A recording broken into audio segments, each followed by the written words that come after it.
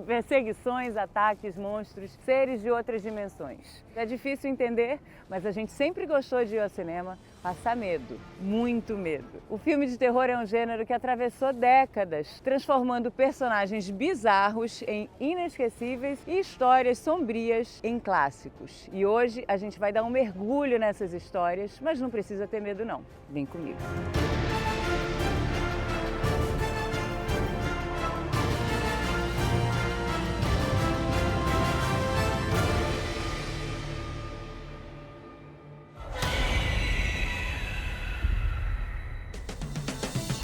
E a Cristiana Mix está aqui comigo e além de atriz, ela é guia especializada em cinema. Hi Cristiana, how are you? I'm good. How are you doing today? Good, freezing. It's very chilly, yes. And a little bit scared, you know, with the tour. Oh, don't worry, this will be spooktacular. Spooktacular, I love that. So tell me, Cristiana, why you think people are so crazy with the thing about getting scared and with horror stories? And I think the adrenaline is the addiction. it's like a fascination. Absolutely. And I have to admit, I'm a scaredy cat when it comes to a lot of these films. But I also love the thrill and the shock and maybe what it makes you think and wonder. And hopefully you can't relate to some of these films. I will. That's the thing. I'm really scared, and I'm like, no, I don't want to see it, but I need to. Right. And I love that feeling, that spook feeling. You can't help but watch, even though you're like, oh my goodness. And why do you think New York, like how the city relates to horror stories? I have been hundreds of television shows and movies that have shot here, not only scary, spectacular films, but New York City is iconic for the movie and film television scene because we have so many great locations here and we're able to work with so many different kinds of businesses and bring a local business to the light. And also, we have so many of the best here, from actors to film crew to everything. And so you just bring the best of the best here and you can find everything that you need right here, whether you need the outside of a building or if you need to go inside a studio, we have that as well. It's New York, guys, so let's start the tour. Yes, of course. So we've got a couple locations right here. Behind me, we are standing in front of the Time Warner building. This was featured in the 2008 movie Cloverfield. The character Beth lives in the tower to the left-hand side, and this monster the size of a skyscraper is wreaking havoc on New York City. And this group of friends document through a handheld camcorder. And this character's Beth lives in there, and the monster crashes the tower into the other tower. I remember that scene. Oh my god. What? Oh my god. What is it? What? Shit. That's not Beth's place, is it? Is that Beth's apartment? Rob, is that her place? Tell me that's not her place. That's your place, yeah. Oh, shit. I don't suppose she lives on the ground floor. No, 39th. I have Cloverfield, like a big crashing scene already. Yes. And then you have something else around Yes, here, right to the left-hand side of the Museum of Arts and Design, we have a scene from Ghostbusters. I love that movie. I have to say, I got scared with Ghostbusters. you Oh, know, as a absolutely. kid. And actually, the creator of the show, Dan Aykroyd, who wrote the script, based it off of his family past. His grandfather actually looked into ghost hunting, and so that was the whole inspiration for this film. And right over there, we have the first shot of the Stay Puft Marshmallow Man coming down towards Columbus Beautiful Circle. thing, but really scared. So I love that scene, though. Look! No! It can't be. What is it? It can't be. What did you do, Ray? Oh, shit.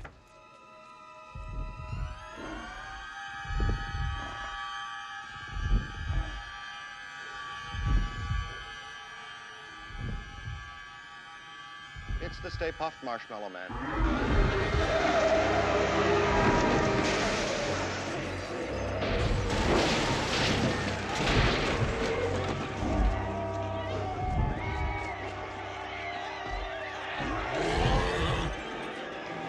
Well, there's something you don't see every day. And then right behind you, right next to the statue at the entrance of Central Park, we have a moment with Louis Tully when he is possessed and he sees a horse at a carriage and he asks, are you the gatekeeper? Oh my and he God. says, wait for my signal, scared. then all will perish in flames, and then he runs away in this direction. Destructor, coming.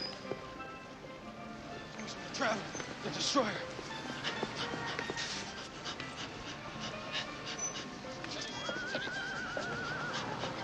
Gatekeeper.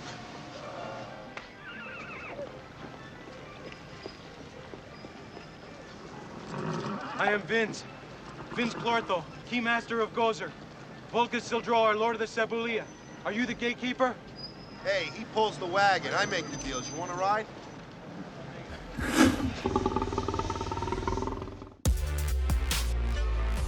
So, Christiana, which scene was shot here? This is the final scene for the movie Cloverfield.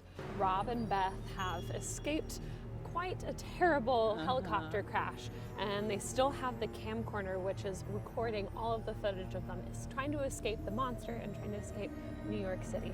So they come here to seek shelter underneath the Gray Shot Arch.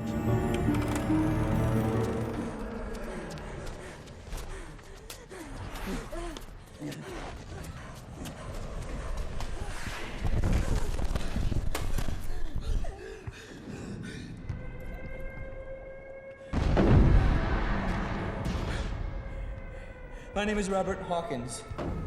It's 6:42 a.m. on Saturday, May 23rd.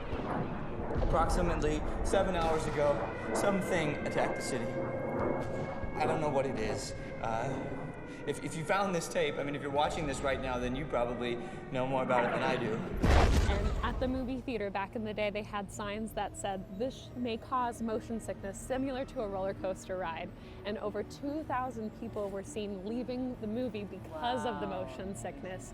So if you haven't seen it yet, you'll see why. Well, you know, I have to say the camcorder is like the big survivor of the Yes. movie, right? It's What brand was crazy. that? We should know. We Yes. should know.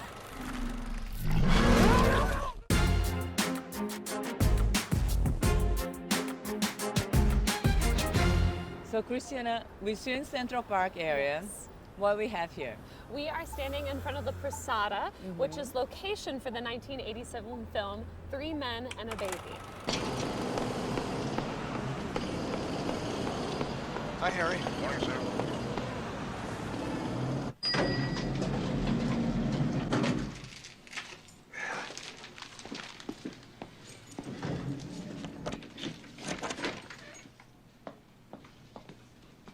But it's not a horror movie, right? No, it's okay. not a horror movie, but there's a scene that is quite terrifying and sends chills up my spine. I don't know about yours. So when Jack, who is the father of this baby, is introducing his mother to the child inside this building, there's a shot of a little boy hiding behind the curtains. What's her name? Mary. Mary. Oh, Mary. Look at the way she's looking at me. For a moment there, I had her laughing. Yeah, just like me, huh? Don't ruin this for me, Jack. And there's several theories. People think that that was actually a ghost. It was. I know. It's not theory. It's true. They, it was they a real say one. that this place is actually haunted, so Oh my God, goodness. that's spooky. What do you believe? Is it a real thing or? I think it's real. I think it's, from all the things I've read, I think it's a ghost. But some people think it was a cardboard cutout, but I think it was a ghost. And in the movie poster, when Tom Selleck is holding the baby actually peed on him in that exact shot. Talk about horrifying, right?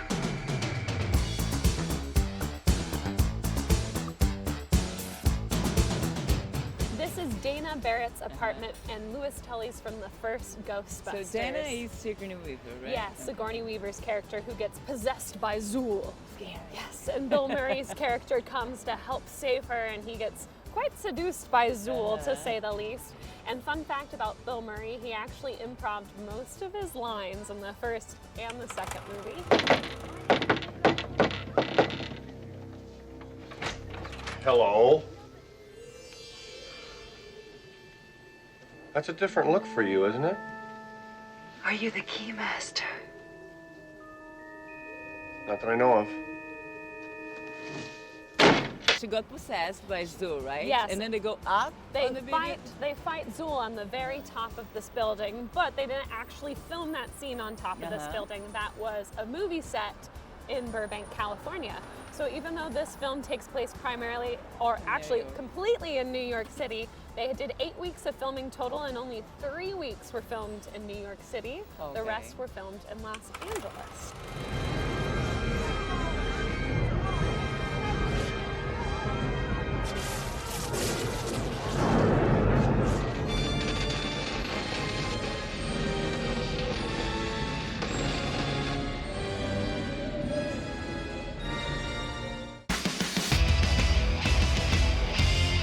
So, Christina, we are in front of this building. It's a really scary building because of which movie? The movie Audrey Rose. This is where the Templetons live, as well as Elliot. So the Templetons are a family of 3, and their daughter Ivy is believed to be the reincarnated spirit of Elliot's daughter, named Audrey Rose. And so this family's life is completely turned upside down inside of this building. Every parent's worst nightmare.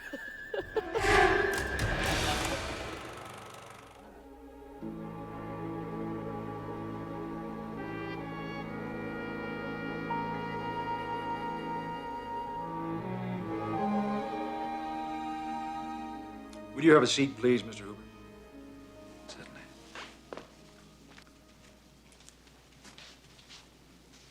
You said that a couple of psychics told you your daughter had come back to life. Is that right? Yes, that is correct. Do you know the present whereabouts of these 2 psychics? No, because I never did know the woman's name. And Eric Lloyd died 3 years ago. Well, that's too bad. So there's nobody around who could remember having said this to you? No. Sir Anthony Hopkins, he's scary already, right? Oh yes, he was ranked. And he's in the movie as well. He is in the movie as well. He is one of the best actors I ever. love him. He was ranked number 57 and one of the world's best ever actors in 1999. I believe he deserves to be higher up on that list because he is the king of thriller and psychological, mind games, to say the least. You're right.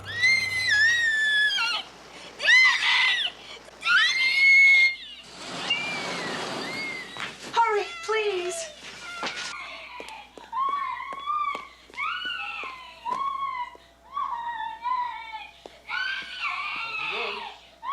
Audrey Rose. Audrey Rose. Audrey, Audrey. Audrey Rose. Audrey. Audrey. Audrey. It's Daddy. It's Daddy. So, Christiana, we are in front of a really famous building in the city for many reasons, Yes. right? Like good ones and not so good ones. Correct. Bad ones, actually. It's bittersweet, to say the least. Yeah. This building is gorgeous, and it's known for having a lot of A-list celebrities live here, such as Judy Garland, Leonard Bernstein, and of course, John Lennon, who was unfortunately shot outside of this Right in building front here. of the building, Yes. right? And a really famous and really scary movie were filmed here, right? Yes, Rosemary's Baby.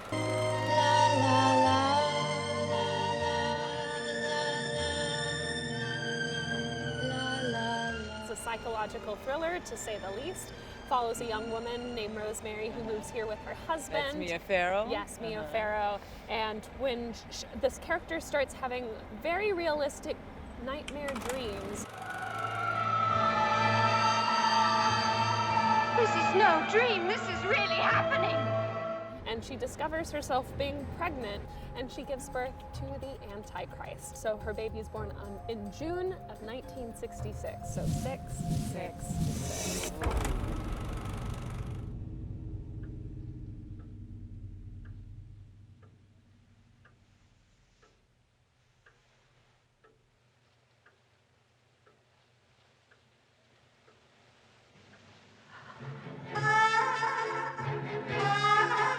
So what makes this movie so unique is that they were actually able to film everything inside the Dakota. So no studios, No studio. fake Nope. studios or props or anything. It Nope, was here. everything was done inside the Dakota and outside the Dakota, which can be really difficult to do for a lot of buildings because people live here, but they were able to film inside this building. Wow. Also, Mia Farrow was served divorce papers while she was on set from her husband, Frank Sinatra, and the director actually took advantage of Roman this. Polanski. Oh yes, who was quite a daredevil, to Yes. say the least. He convinces her to improv walking through a busy street of New York City.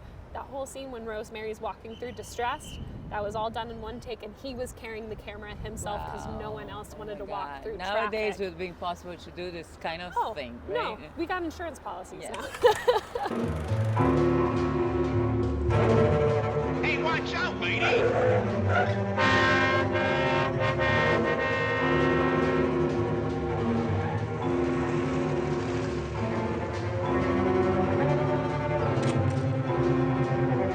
So Mia Farrow She's quite the activist, model, and actress. And she's also a vegetarian, but she had to eat raw liver for that one scene. Oh my God. So she actually ate that. She actually For real, ate that. like, She walked in traffic and she actually ate liver. So the things you do for the entertainment business.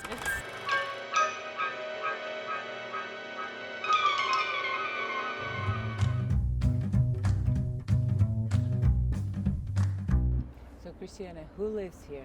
Or used to live? Yes, Patrick Bateman from American Psycho, the 2000 classic movie featuring Christian Bale, who this movie actually launched him into stardom as a leading male actor, and a lot of people told him that this movie was going to be career suicide for him, which made him want to take this role even more. It's not just about the pleasures of conformity and the importance of trends, it's also a personal statement about the band itself. Hey, Paul! It's about a man who is a hard worker by day in the financial district, and then by night he is a ravenous murderer, to say the least. And this was based off of a novel, and most of the lines were taken word for word from the book. But they had to change a couple of the lines for copyright purposes. For example, Whitney Houston is referenced in the book, as well as Rolex, and Whitney Houston and Rolex did not want their names associated with this film. I imagine why. If you don't, you have to watch the movie and then you understand. So there's a line in the book that says, "Don't touch my Rolex," but in the movie it's "Don't touch my watch." So that's just one of the times the lines were changed, but most of it is word for word from the book. Don't touch the watch. But here was the apartment he used to live, and then his character lived, and then he worked in the financial area, right? And even though it took place in New York City, they filmed primarily in Toronto. So they would just use the outside of locations here in New York. So his apartment was a movie set. So they would only use the outside of this building to say, oh, this is Patrick Bateman's apartment. And then when they're inside, that's a set. Okay. Make someone happy. Have you ever wanted to? I'm looking for, I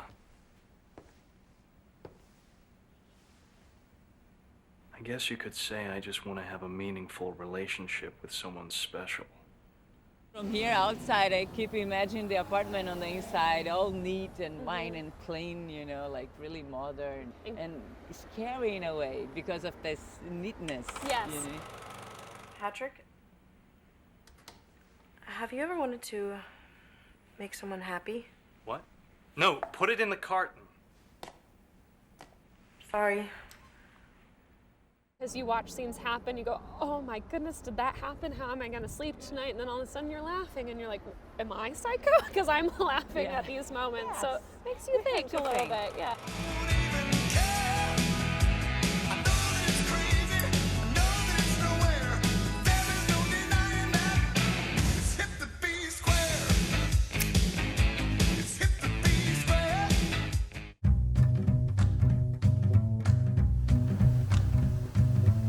In front of Lincoln Center, what it has to do with Black Swan? This is where Nina, aka Natalie Portman's character, is the prima ballerina here at the New York City Ballet, and she's running late for her debut in Swan Lake, and she's running up the stairs to get to the stage door. Yes.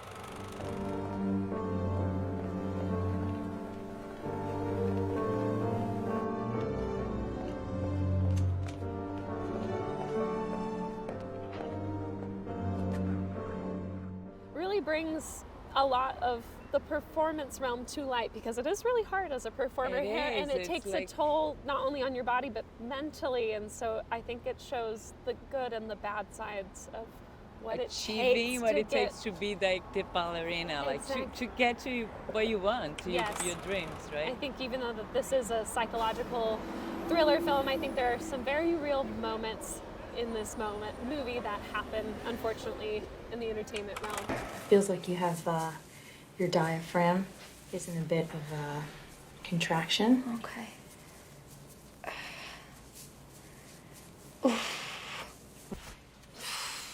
One more pull, okay? Okay.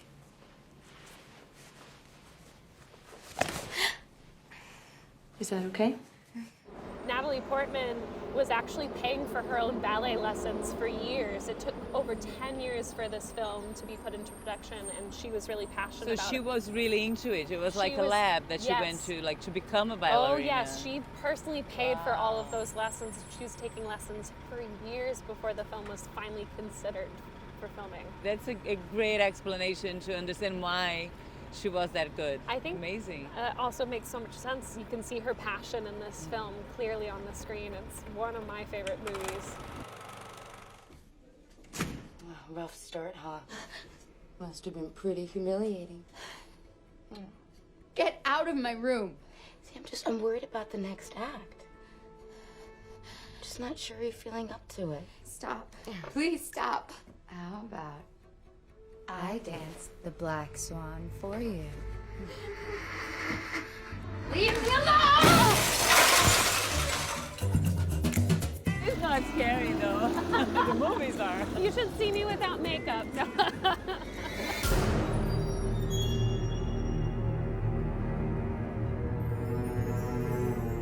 A gente já passou por várias locações de filmes aterrorizantes, mas é impossível falar em filme de terror sem falar no maior clássico de todos os tempos. Eu estou falando de Exorcista, e para isso eu preciso ir para outra grande cidade americana. Ó, rapidinho, não tem nada de mágica aqui não, é pura edição. Estamos em Washington, capital dos Estados Unidos.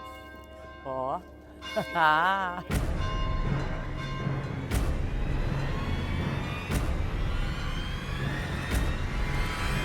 É hora de tensão, de medo, de tremer os joelhos e nem piscar. A gente está na rua onde foi rodado o filme mais aterrorizante de todos os tempos. Essa aqui é a Prospect Street, que fica em Georgetown, um bairro elegante aqui de Washington, e onde foram feitas as filmagens de O Exorcista.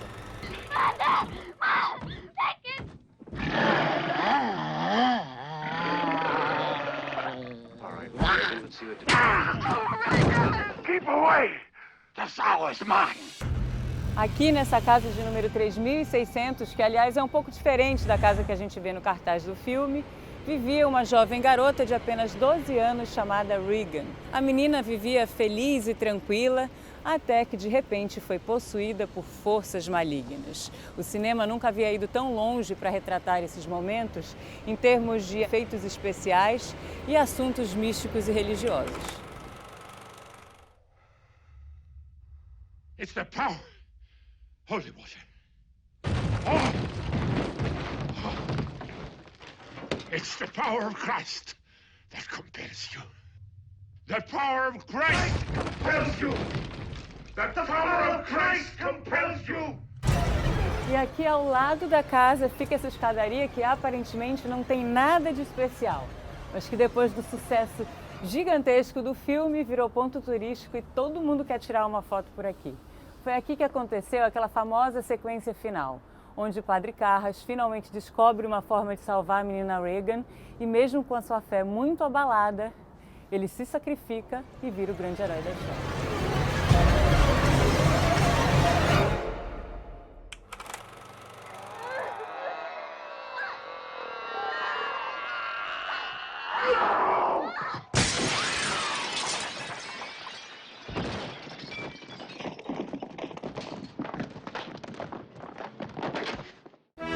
Esquece essa ideia de filme trash. O Exorcista é denso, sério, tanto é que teve 10 indicações ao Oscar e levou melhor som e melhor roteiro adaptado. E é até hoje o único filme de terror a ser indicado na categoria de melhor filme. It is he who commands you.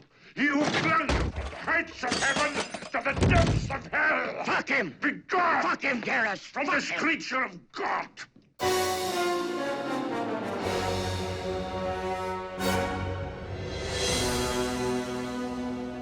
Essa é a prestigiadíssima Universidade de Georgetown, onde, aliás, estudou o autor do roteiro e do livro, William Peter Blatty. É aqui que acontece a cena do protesto estudantil, uma forma que ele encontrou de incluir pautas políticas que estavam fervendo no início dos anos 70.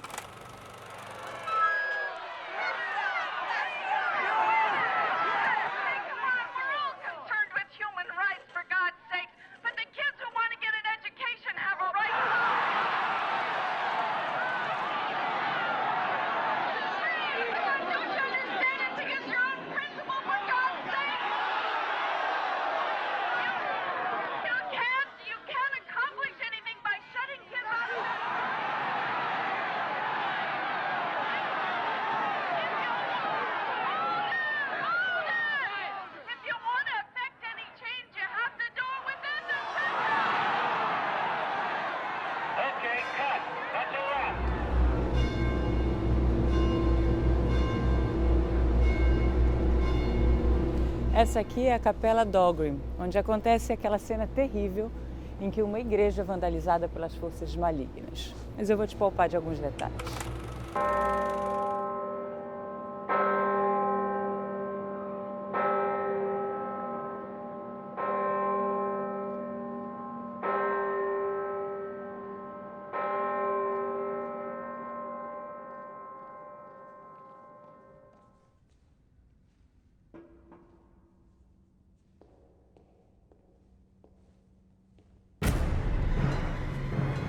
Curioso e bastante assustador é que os atores e a equipe do filme comentaram sobre vários fatos estranhos que aconteceram durante as filmagens.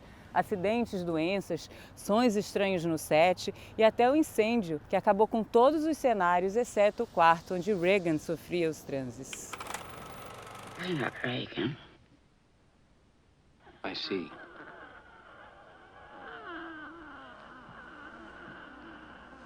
Well, then let's introduce ourselves. I'm Damien Karras. And I'm the devil. O detalhe é que o livro Exorcista é baseado numa história real e aconteceu aqui pertinho, na periferia de Washington. E a casa é visitada por fãs do filme do mundo inteiro até hoje. Mas por mais fã que eu seja e por mais que eu esteja curtindo esse passeio, até lá eu não vou não. Me perdoem, mas essa coragem eu não tenho. Eu tô arrepiada, sem ar só de pensar. Amen. Ó, rapidinho, hein? Black Swan is location at... Oh my goodness, I'm tongue twisted. Can we start over? Blah, blah, blah, blah, blah. E até o incêndio que destruiu todo o cenário, exceto o quarto onde Regan sofria.